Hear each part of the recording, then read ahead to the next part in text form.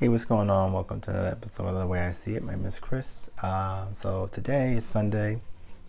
We're gonna go ahead and just talk a little bit about, the economy and how, as an entrepreneur or an employee, how you actually fit inside of it. Okay, so as an entrepreneur, you are pretty much a person that delivers value to a market.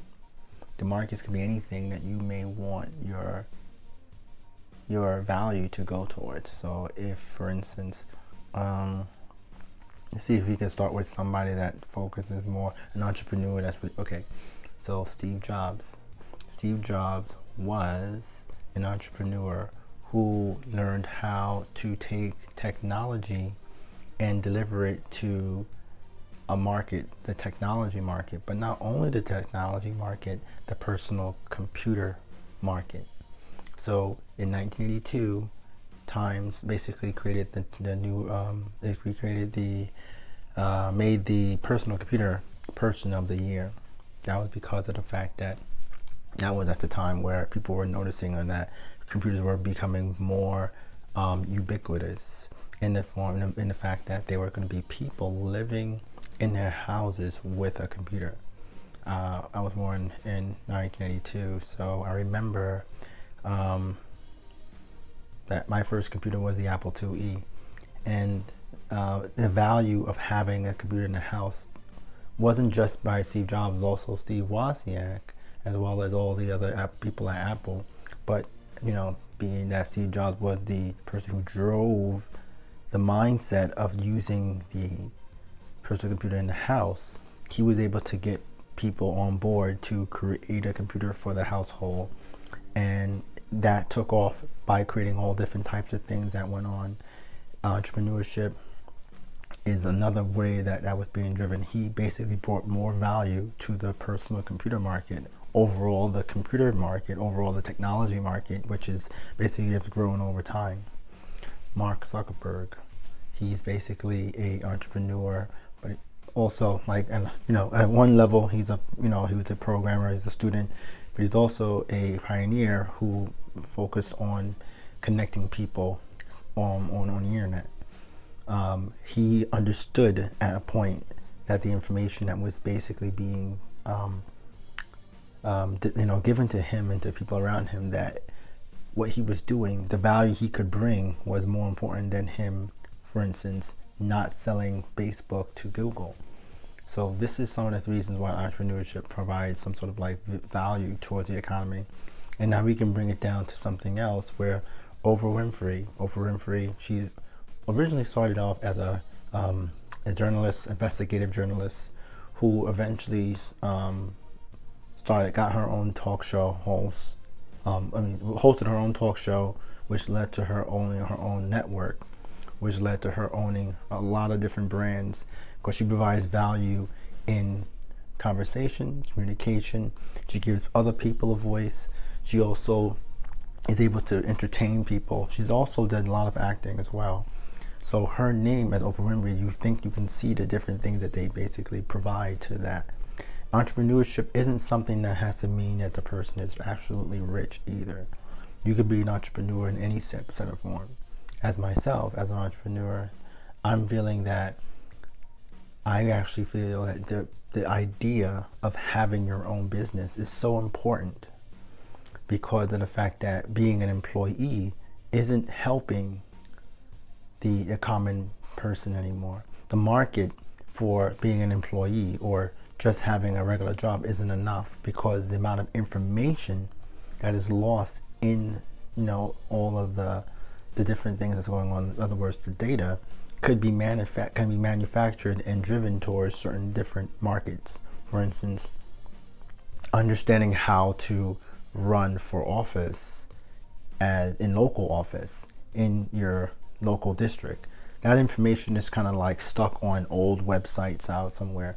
As an entrepreneur, you can find ways to kind of create different websites and blogs and emailing lists to help people understand on who is actually running in their district. how those districts are actually working together. And you don't necessarily have to have all the answers either. All you do is you use your voice, this picture here, the screen that I'm talking to you on, to drive that information towards that. That's just one idea. Now that market is really important. So when we think of like Andrew Yang as a tech entrepreneur, he was able to provide understanding that the information that he had, the data, was so focused on a trajectory that was going to cause harm to people sometime in the near future. It made him want to go ahead and run for office. And even though he ran for office and decided to suspend his campaign, his value is so important that now he actually is on CNN as a commentator, because they need to get the ratings. They also want his insight on it, so they can hire him like a consultant. The thing about it is that how do you go from not understanding if you want to be an entrepreneur or not to be an entrepreneur to focusing on it? Well, one simple way that I figured out is that you only work on it every day. That's it. 15 minutes, 20 minutes out of the day, you have to you dedicate some time every day. I don't know, whether it's before you go to bed, before you wake up before you get up and you start your day, sometime in the middle of the day, whatever you need to do. So if you focus on if you feel that you live in an area where there isn't that many people who can watch your dog, for instance, you should actually go ahead and walk around with people who have a dog and ask them like who watches their dog when they can't. You find out that problem, and you actually champion that problem around the people, and then eventually people will know when those questions that they answer, you'll be able to take that information and learn how it's actually getting done. If it is getting done, you could take notes and focus on, I'm going to take this information now and move over here to try to solve it by, for instance, there isn't any dog watchers right now, so I usually have my family do it. Is it good? Is it not? Like, yes or no? Maybe you want a dog walker. Maybe you guys should sign up online to see about the dog walker apps that allow people to work together. If you can't get people to do it right away, then you can start a YouTube channel or Facebook page or a Twitter account where you talk about this stuff all the time. Take pictures of your dog, take pictures of people's other dogs, walk those dogs on your own. Provide opportunities for people to come on a podcast and talk about these things. You need to get the voices all lined up.